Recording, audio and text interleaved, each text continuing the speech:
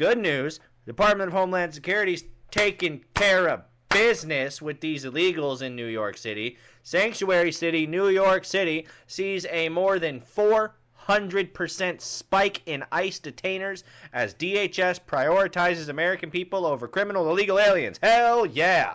Now, obviously, this was released in July of 23rd of this year, so it's a little bit old. It's a few months old, but that's okay. This is what she said. In just 6 months, ICE has issued over 6,000 detainers in New York City alone. That's more than 400% increase in the numbers of detainers logged under Biden. All right. The Department of Homeland Security announced today the U.S. Immigration and Customs Department has issued 6,025 arrest requests to transfer custody or detainers in Sanctuary, New York City since January 20th of 2025. Bro, they got right on it. January 20th, when Trump stepped into office, they were fucking there immediately. All right, ICE only issued 9,400 detainers in New York City. Under Biden's entire administration, ICE only issued 9,400, and on Trump's day one, they issued 6,000. All right, they are not fucking playing around. Under President Trump and Secretary Noem, there have been more than 400% increase in the number of detainers lodged in New York City. Yeah, right. We covered that already. Oh, boy. As ICE officers are arresting and removing the worst of the U.S. criminal illegal aliens, they are facing a record number of assaults against them. Yes, that's fair. Assaults against them have increased considerably, and that's mostly due to the local politicians demonizing ICE. Like, that's just how it is. So yeah, they're trying to take care of it. They're trying to get rid of the problem. They're trying to take care of the crime. It's not making it really any easier, given that New York City, if they do arrest somebody, they just put them immediately right back out onto the street. But hopefully the ICE officers that are there are able to actually scoop up a percentage of those guys and take them out because they're here illegally, and we don't have to worry about whatever crime they committed because they committed a federal crime coming into the United States illegally. So hopefully we'll be able to get rid of a lot of the problems that are in New York City, and hopefully Mom Donnie, who will unfortunately likely win, probably isn't going to fuck anything up really all that much. Boom. Okay, here we are. This is vitalcitynewyorkcity.org. Okay, I'm going to be completely honest with you. I don't know exactly how they are, like how they're related to New York, or like what sort of agency they are. But it's an organization. It seems to have a lot of the statistics that I wanted to actually talk about. So the article that it's covering is the state of crime in New York City at mid-year 2025. So that's this year, the state of the crime in New York City. Let's find out. Okay, right here. All right.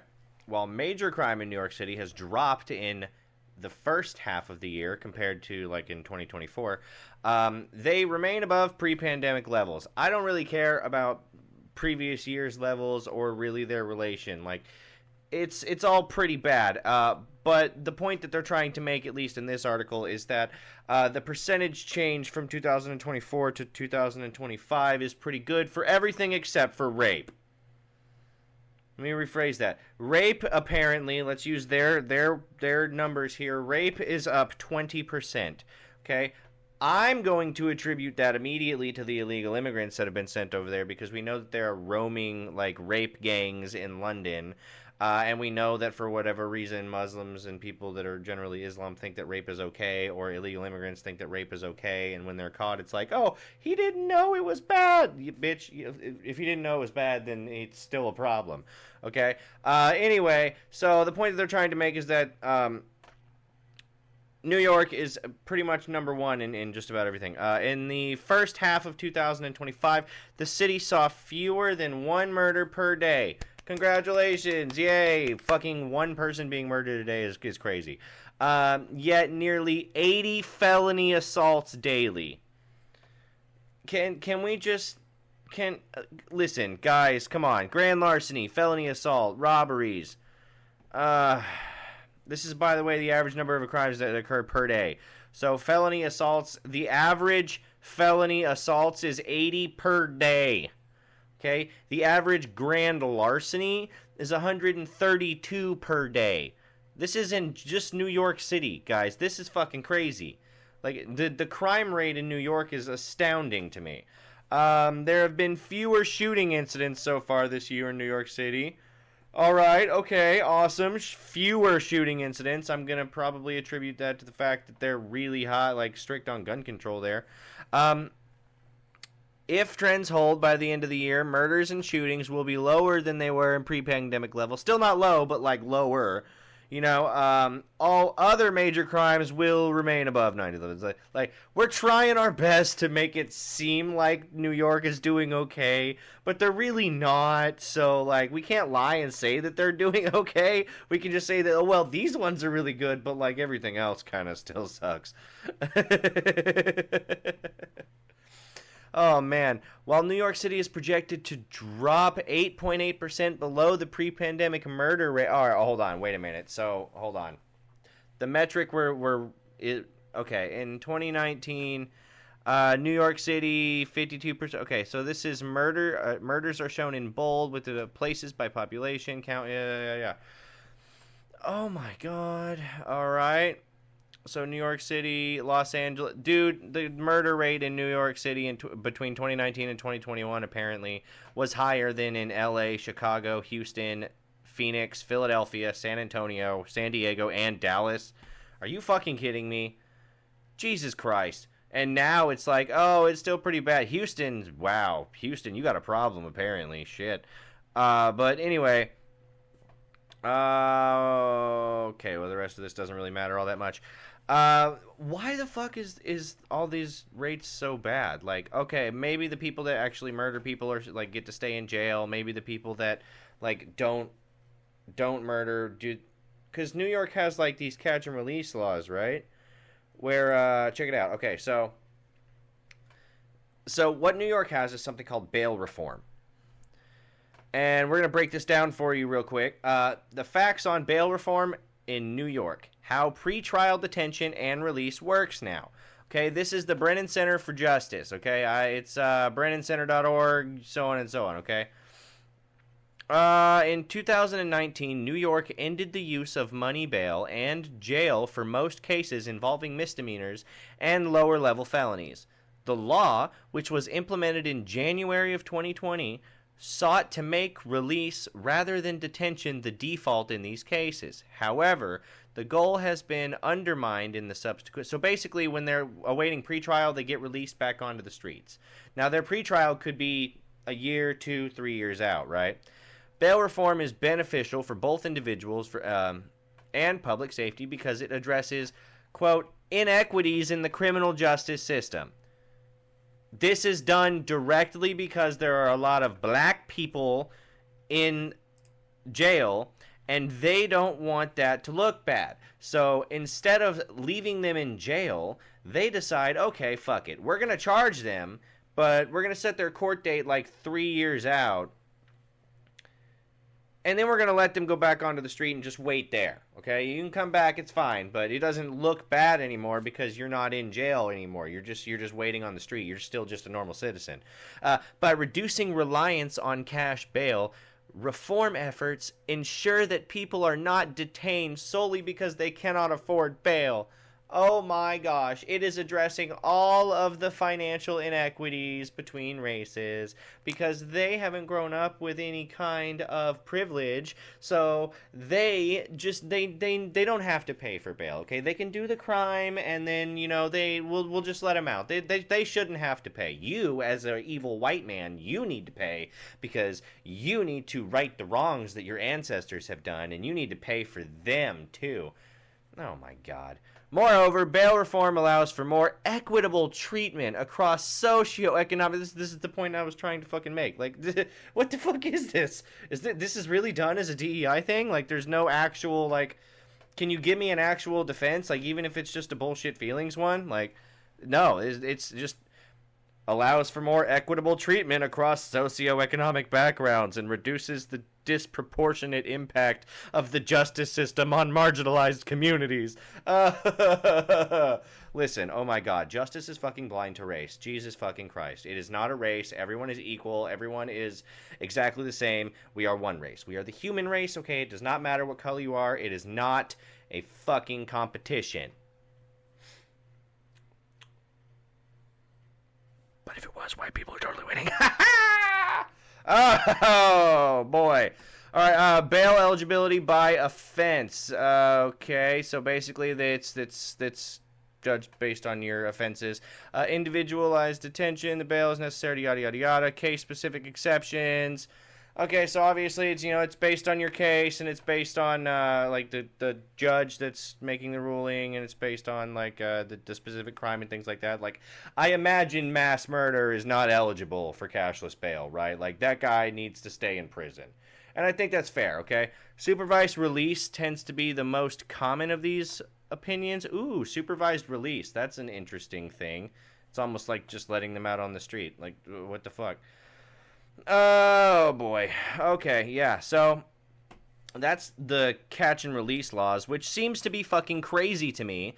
And to be fair, I think it's just this is a crazy law, and it is quite literally only put in place, says the Brennan Center for Justice from New York. They say that it is put in place specifically to address inequities in the criminal justice and socioeconomic system between races.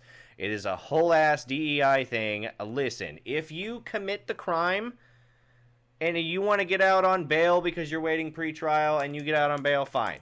But pay the fucking bail. Even if you got to go out and get a bond, pay the fucking bail. What should your race have anything to do with that? And for that matter, what should your race have anything to do with you committing a crime? Like, if I go out and I rob a place, I should get whatever punishment goes with robbing a place. It shouldn't be like different tiers for whites and for black people. Like, this is fucking crazy. What is happening, New York? What are you doing?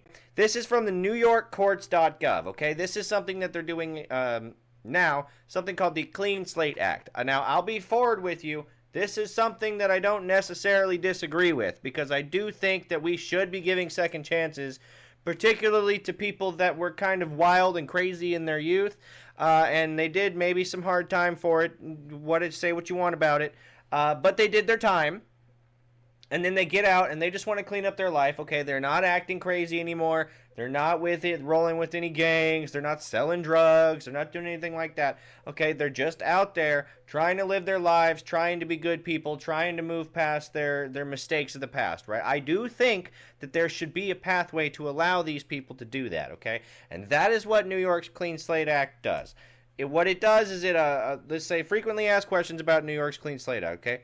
What records will be sealed under the Clean Slate Act? So basically what it's going to do is it's going to take specific records that happened a long time ago, and it will seal them, effectively expunging them from your record. That way it's easier for you to get a job, because they'll do a background check and they won't even be able to see that stuff anymore, because you've been rehabilitated back into society, right? So, all right, let's find out. With some exceptions, convictions of most misdemeanor or felony convictions will be sealed after a certain amount of time has passed since the individual's last conviction or release from incarceration, okay? So, since the last time they were convicted or the last time they actually got out of jail, as long as a certain amount of time has passed, it should be okay. Okay, how much time must pass before the convictions are sealed? Well, that's a good question. For misdemeanor convictions, a person's dockets are eligible to be sealed 3 years after sentencing. So, let's say you get, fucking caught and you get a misdemeanor for whatever, okay? 3 years after that, they're going to expunge that basically from your fucking record. So, but you got to be good for 3 years. Now, that is only for misdemeanors, I'll say. For felony convictions, a person's dockets are eligible to be sealed 8 years after sentencing or 8 years after release from incarceration. So, basically, you got 8 years to prove to us that you're just trying to be out there and living your life. And then we'll be able to take it off your record and it'll be easier for you to do things, right? I do think that this is a good thing. If I'm being honest, catch and release, I don't like that. I don't like that shit at all. But the Clean Slate Act, I do think that'll be good. Now, I fully expect the Democrats to find some way to fuck this up. Find some way to make this harm the general populace. Okay, I do think that immediately after people's things are expunged, or there's not going to be very many people that get their shit expunged. I don't know how it's going to work. I can't really think of one right now, but I will say that, listen, it's great in theory. I can't wait to see how the Democrats fuck it up. That's all I'm saying. This is Mike Lawler. He is running for Congress in New York, okay? I don't know what district he's running for, but he's running for Congress in New York, and he wants to end the, quote, catch and release bail law. This is the cashless bail thing that we were talking about, where depending on the specific crime that they do and depending on, like, the specifics of their case, they may be able to just leave without paying bail. They may be able to just wait their trial on the street. And it's what leads, if I'm being completely honest with you, to cases like what happened in North Carolina, where Irina Zarutka was stabbed on the train. Because that dude was arrested, 18 different fucking times, and because of the cashless bail shit, he was able to just get out and wait his fucking pre-trial. Because of this soft-on-crime bullshit that the left has, it incentivizes people to continue doing bad things, and specifically that leads to killing of good people, right? You can't be soft on these guys, because if you do, it does not incentivize them to stop doing bad things. It's fucking crazy, and I feel like that's just kind of common sense, which I guess, to be fair, the left doesn't really have all that much of. So anyway, we're going to talk about Mike Lawler, and he's going to talk about ending the cash bail. Definitely subscribe to him on YouTube. This video was put up 4 days ago. He's only got 500 subscribers. I don't know if that really matters, considering it's just kind of like a campaign thing. So let's go. Joined by a number of distinguished officials and men and women in law enforcement from our Carmel Police Department. We're here on the Empire State Trail, the Putnam County Trailway, to talk about a very serious issue in the aftermath of an assault on one of our own residents in the town of Carmel, which led to the release of the assailant.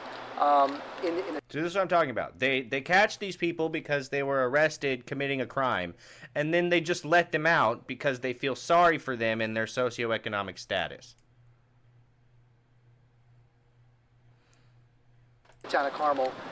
One of the things that we pride ourselves on in Putnam County is that we are one of the most safe counties in America, and in the heart of Putnam County is the town of Carmel, which is one of the safest towns in New York State in America. But that being said, we are not immune from some of the dangers that are forced on us from some of the disastrous catch and release, no bail laws in New York State. This is something that is close to me and some of my colleagues that are to my right and to my left. I was in the state legislature when we were debating against and voting against the bail reforms that undermined and took away tools from our judges. And so this guy seems to be one of the heroes from New York, because, listen, New York has a lot of different districts, and if I'm being honest with you, a whole lot of them are kind of within that, New York, Manhattan, Bronx area, because there's 12 that are down there all in one area. But the rest of the state is separated into 6 or 7 different ones, and a lot of them are Republican.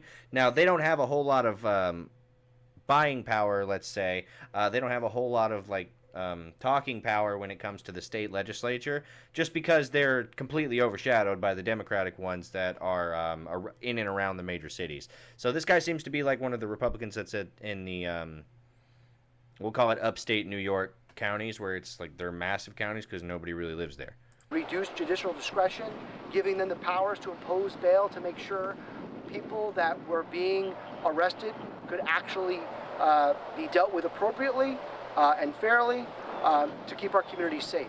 I know our Assemblyman Matt Slater has been a big fighter on this issue. He's here to my left and to my right, a very notable figure in Putnam County, our Congressman Mike Lawler, who I had the good fortune of serving with in the state legislature. And I know when he ran for state assembly the first time, fixing the broken bail laws out of Albany was a very big part of his platform. We've learned since this individual was arrested that he's currently undomiciled. The man is part of the transient population. We don't know where he is since he's been released. He was arrested for a third-degree assault, but has a pretty significant criminal background according to the Carmel Police Department. Significant criminal background, third-degree assault, arrest. Why is he on the street? That's the reality. That's what this law does in practice. That's what this quote-unquote catch and release, no bail law does in practice, right? What it does is allows you to continue doing the bad things to the good people because there's no real repercussions for it, right? And what's to say you don't even show up in 3 years when your fucking court date is scheduled, right? Like, what? Why would you? We have representatives from our county legislature here. We have legislator Aaron Crowley and legislator Bill Goulden. We have the leader in town government, a former police chief, our supervisor Mike Gazzari, and we also have a candidate for county legislator in this area, Jim D'Angelo. Mike Gazzari, I want to make sure I acknowledge you and your team, because it was the Carmel Police Department, the Kent Police Department, and the Putnam County Sheriff's Office, led by our acting sheriff Brian Hess, that helped apprehend the suspect in this assault. With that, to share some words, I want to first introduce our congressman who's been a leader on this issue, even though his role has changed as our congressman. He very much cares about keeping our communities safe in New York. Without further ado, Congressman Michael Lowell. Thank you, Michael. All right, now let's actually hear from the guy, from the man himself. And thank you for your leadership, both in the state legislature and now as county executive. The issue of bail reform has been one that has been addressed and discussed ad nauseum, and sadly, the state legislature has failed in its responsibilities under one-party Democratic rule to fix it. They have... Yeah, like I said, obviously New York State isn't as a whole Democratic. The same thing as kind of California was, where it's really only just these large populous cities that are super Democratic. It's just that also in New York City, basically, like New York City specifically is like 12 different congressional districts. Like the Bronx basically has its own fucking district. AOC is really just like a small beach area. Like it's wild how gerrymandered these damn districts are. Whereas like the district that he's probably from is a really large district that covers a lot of just land where nobody really lives. And he has no power at all in the state legislature. So I mean, he's obviously in like U.S. House of Representatives. It sounds like in Congress. So he's there representing New York, but he's I mean, listen, he comes it's 30 people coming from New York and he's one guy, right? He's a lone dude from the boonies. Consistent. And he's just out here trying to make a difference, and I'm here for him. Definitely support this guy. Tried to tweak it. They've made changes. But the reality is that those changes have not made our communities safe. The reality is that people continue to fall victim to violent felonies, fall victim to violent assaults all across New York because of the feckless, incompetent leadership of Kathy Hochul and New York Democrats in Albany. And when you look... Yeah, by the way, Kathy Hochul's only the governor of New York because she was lieutenant governor for Andrew Cuomo whenever he was governor for. Now he left in disgrace because he was like molesting some girls, which in fairness, absolutely fucking hang this guy, whatever, I don't care. However, I will say if we're choosing between demons, he's definitely not the worst.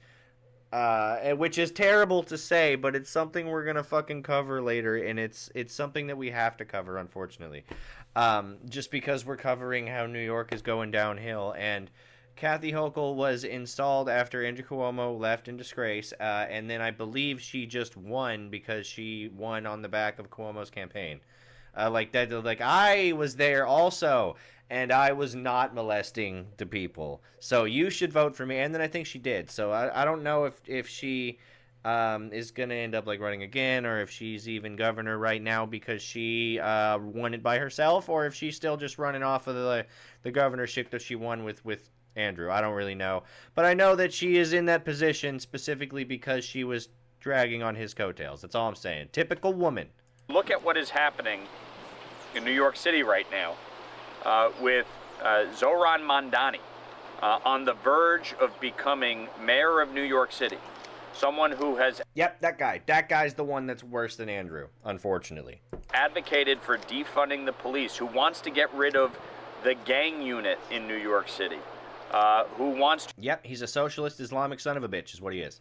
...to shut down prisons, who wants to continue to eliminate cash bail, who does not want a dangerousness standard, who wants to reduce the police force and increase the social worker force in New York.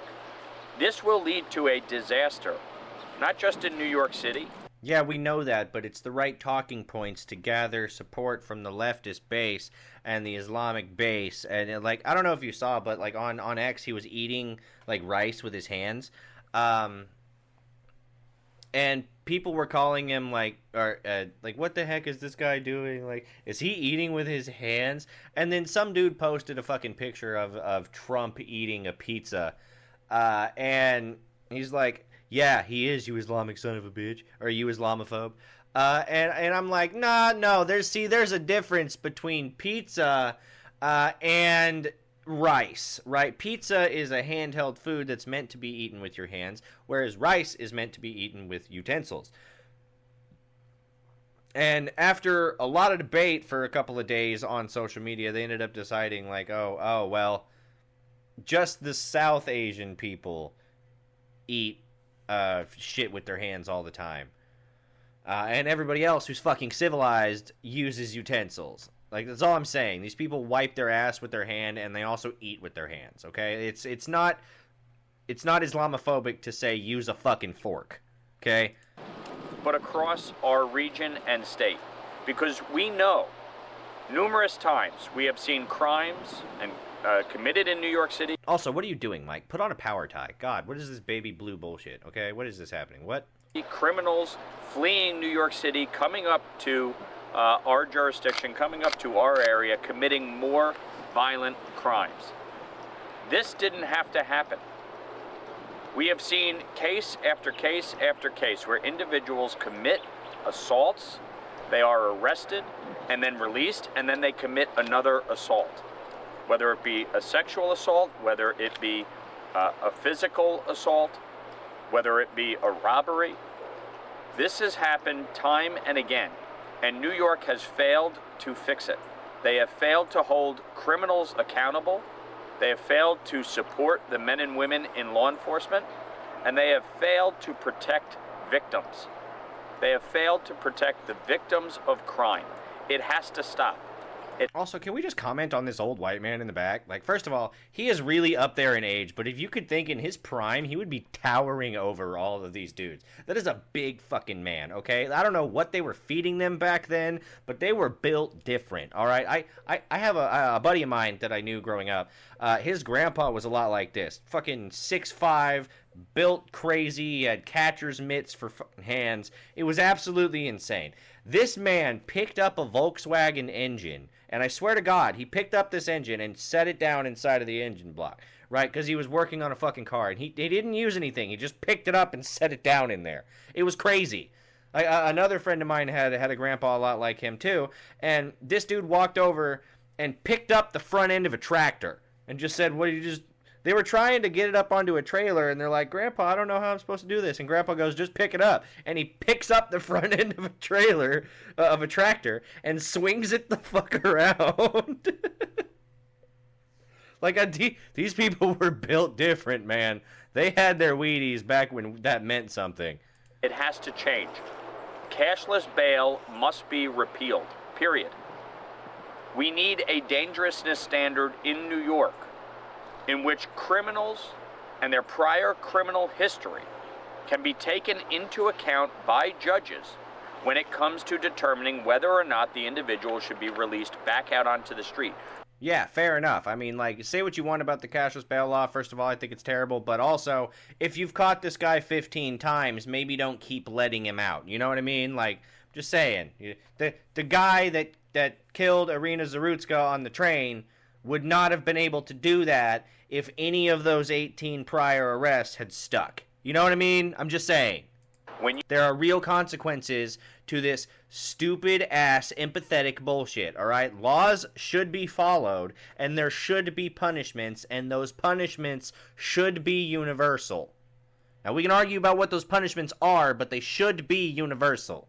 You have repeat offenders continually inflicting harm on innocent people, continually engaged in violent offenses.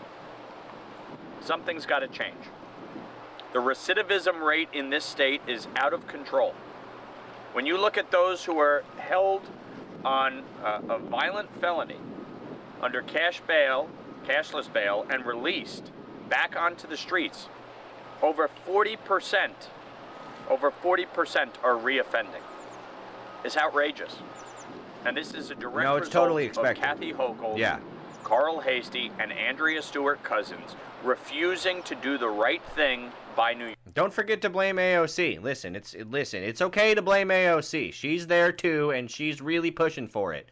You can blame Bernie Sanders also, I think, if you want to. Yorkers. And Chuck Schumer. He's from New York. Refusing to ensure that victims are protected, that law enforcement is supported, and that criminals are held to account. The only thing they seem to care about is that criminals are released back out onto the streets. That is the only thing they seem That's because for whatever reason they're allowed to vote. I don't know why, but they are. to want to fight for. To ensure that criminals who commit violent crimes can go back out onto the street to reoffend. Because otherwise you wouldn't allow this law to continue as it is. So I'm happy to be here today alongside County Executive Byrne, as well as our next speaker and a good friend of ours who has advocated tirelessly in Albany to change this law and stop the insanity, our great Assemblyman Matt Slater. Thank you, Congressman. All right, yeah. Thank you, These are everybody, the for fighters. being here These are today. the guys, It's fantastic apparently. to be in Putnam County. I just wish it was under better circumstances. But this Seems to be a clearly pretty nice day. demonstrates once again why and how Albany is failing New Yorkers every single day. As the Congressman perfectly established, Albany politicians are choosing criminals over victims. They're choosing criminals over public safety every day of the week. And actions speak louder than words. And I'm going to talk to you today about those actions. Because for more than 40 opportunities, more than 40 times, Democrats in Albany stopped this year common sense legislation from proceeding to the floor of the Assembly that would prevent and stop That guy in the back. these That guy in the back's ridiculous got a acts power of tie. violence from happening. More than 40 times. Think about that. They claim they want to... Listen, presentation matters, okay? Like, listen, it does. Look at this picture right here. I don't know if you listen to me just kind of listening. I don't know if you even listen at all. Doesn't really matter. If you can just look at the screen for just a second, you'll look at everybody here. There's a guy talking, and the only guy that's drawing any attention is the guy with the red tie. Why? Because that's the power tie. That's the one that stands out from everybody else here. Even the Congressman Mike Lawler over here is wearing a baby blue tie, kind of pussy shit. That's all I'm saying. It matters, and you really need to put some thought into it. Trump does a lot. That's why he wears a golden tie everywhere, because he's a glorious golden bastard. But, you know, it really does matter, like, honestly. Doesn't seem like much, but it is. prioritize public safety, then why would our colleagues in Albany, the Democrats who control every aspect of state government, why would they pose A4206 like they did, which would let judges consider whether a defendant poses a threat to the community and allow bail to be established? Or A6358, which would restore, as the congressman said, we desperately need judicial discretion when dealing with bail. These are just two bills. There were more than 40 this year alone that Albany Democrats under Governor Kathy Hochul, under Speaker Carl Hastie, and under the leadership of Senator Andrea Stewart Cousins stopped from going forward, because those are the common sense proposals that New Yorkers are demanding and that New Yorkers deserve. And what's the governor's answer to this all, by the way? She tells us, and she tells the public, that judges just don't understand the law. Really? Really, Governor? Judges don't understand the law. It is their profession and knowledge that we rely on every single day. And when you talk to our judges, when you talk to our district attorneys, they will tell you that they know the law. Yeah, I mean, that's always their argument, right? Like, oh, socialism's not bad. It's just that, like, I know it's never worked anywhere, but they just never did it right, right? Communism's not bad. It's never worked, but, you know, they've just never done it right, okay?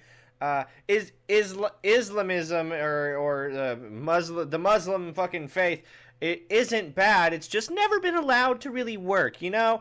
Oh my fucking God. Do not trust your eyes and ears, for real. Jesus freaking Christ. The law on the books is not working.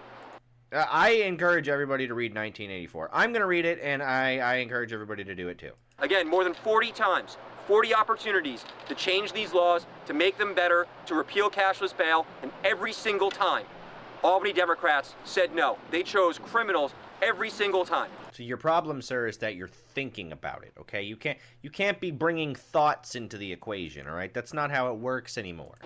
That is a failure of leadership. That is a failure to New Yorkers, and we all deserve better. It's great to be here with some great partners in government, including Putnam County legislator Erin Lee Crowley, who knows this issue quite well. She is a fierce advocate for law enforcement. She is, in fact, a wife of a Putnam County deputy who fights for our communities every single day, and I'm thrilled to welcome her to the podium to say a few words. County Legislator. Thank you, Ms. Zimmerman. Good morning. I'm sorry that we're here under these terrible pretenses, but as your county legislator, my number one priority has been trying to keep this community safe. As Matt Slater said, my husband is a deputy here in the county. He was patrolling this bike path on Sunday because since this horrible tragedy has happened, there has been increased policing that has needed to happen. I'm taking it someone was killed on some bike path. I don't really know. Putnam County, all right, I guess. What happened to the resident on the Carmel Trail is unacceptable, and no one should fear ever using a public space, especially in broad daylight. Incidents like this are a direct result of Albany's failed bail reform and new discovery laws that prevent judges from doing their jobs and tie the hands of law enforcement. Violent offenders with long rap sheets are being released back into our neighborhoods instead of being held accountable. Yeah. That must change. Yeah. It's I will fucking continue crazy. fighting to restore judicial discretion, strengthen our discovery statutes, and support law enforcement and put our safety first always. It is important that we continue to work together on all levels of government to push back against Albany and these unmandated, ridiculous fodder that they're pushing on our county and on our community. And with that, I will welcome up Legislator Bill Gouldman to the podium. Thank you. Yeah, okay, Bill. Good morning. Big Bill. Big Bill. You hear time and time again about the crime in our streets. Dude, that is Pick up the newspaper. that is not how I expected him to sound, man. You hear time and time again about the crime in our streets. Oh, dude. Oh, man, that is not how I expected him to sound. But you know what? I love it. He sounds like a mafia boss, and he looks like one too. Listen to the television. Listen to the radio. Violent crime is very prevalent in our society. Now it has come to the suburbs of Putnam County. Go give me a beer. The progressives in our state legislature believe that if someone commits a crime, doesn't mean that they're criminals. That's nonsense. We all know that. That's ridiculous. A criminal is defined as a person who has committed a crime. These soft on crime policies destroy our day-to-day sense of security. Progressive criminal justice reforms, such as defunding the police, ending cash bail, refusing to prosecute misdemeanors, letting thousands of convicted felons out on the street, cutting prison populations, all are escalating the violent crime problem we have here in New York State. These are not victimless crimes. People are getting hurt and people are dying. And this must stop, and it could stop. A federal report suggests that there is a 40% recidivism rate.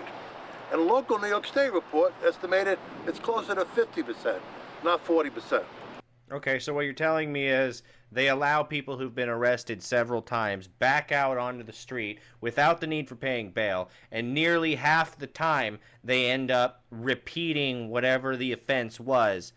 Yeah, that fucking makes sense. It's almost like they need to be put in jail, and it's almost like we need to enforce the laws or at least make them stricter, because we can't be allowing people that do this kind of shit. We can't be allowing people that break into houses back out onto the street to break into another house. It's just going to end up escalating, and somebody's going to end up getting hurt and dying like whoever was on this trail here. That's all I'm saying. This is fucking crazy. And they wonder why the crime rate is so high. Right? Sure, the murder rate is down as, compared to what it was in 2020 whenever the pandemic was happening. But everything else is still much fucking higher. And they wonder why. They don't arrest the criminals. And when they do, they immediately let them back out. What is this? This is ridiculous. And yeah, it is ridiculous, Bill. Thank you. Reach out to your progressives in the state legislature and tell them to get rid of these dangerous laws. Let's bring common sense back to New York. Thank you. I just want to chime in on one thing. I did speak with, I don't know if I shared it, I spoke with a victim earlier this morning who is very supportive of the efforts of the people that are here this morning. And I want to introduce our supervisor, my supervisor is a Carmel resident, Mike Kazari, and share that he and his town board have passed a resolution, I think almost every year, calling for the repeal of bail reform, and we're very grateful. So, Mike Kazari. Thank you, County Executive, for bringing this subject up. As you said, the town board, the Carmel Town Board, does pass a resolution every year demanding that the legislature changes this progressive policy and law. Without the discretion, the judges can't hold people that are violent. Our fine officers are here behind me from Carmel PD. Them, along with the Kent Police and the Sheriff's Office, like you said before, were able to respond and quickly. Wait, so even if the judge doesn't want to let them back out, this law forces them to do so anyway? Dude, what? Find. Oh my God, dude. The Democrats are doing the best they can to destroy this fucking country. What the hell? The culprit in this alleged crime.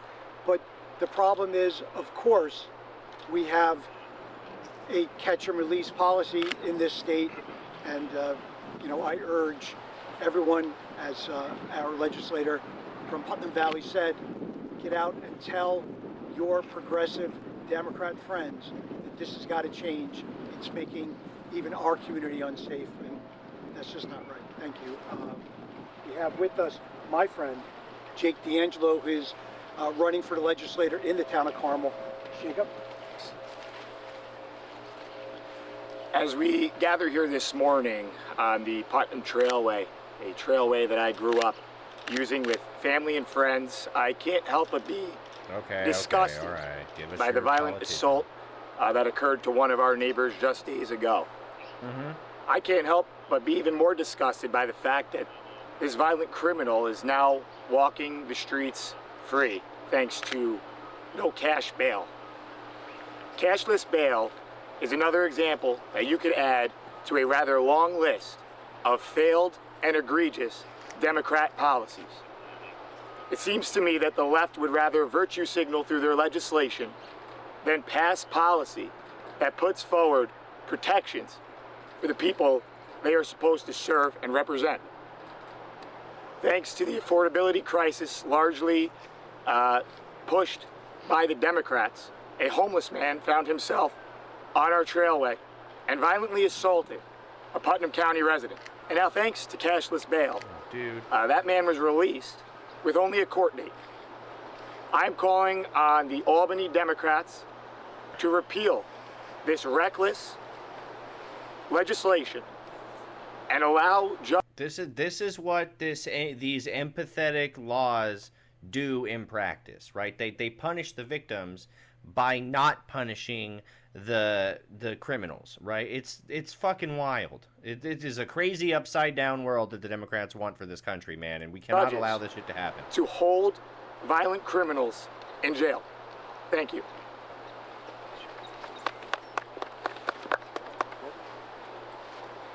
With that, I want to thank everyone for coming out here. Happy to stay on the side and answer any questions that you may have. But appreciate you being here, and it's time for Albany to finally act and right this wrong that they imposed on New Yorkers nearly 5 years ago, almost 6 years ago. It's not just affecting, cities and urban communities. It's affecting every community in New York, including communities like Putnam County and in the hamlet of Carmel. So, thank you. Jeez, dude. Yeah, no, see, that's exactly what happens. Subscribe to me on YouTube unless you are tired of YouTube, and then go ahead and follow me and subscribe to me on Rumble because I'm everywhere the videos are made. You can follow me on X if you'd like. I am at real_Sestel. I make based opinions all the time. Anyway, it was fun talking with you guys again this week. Bye.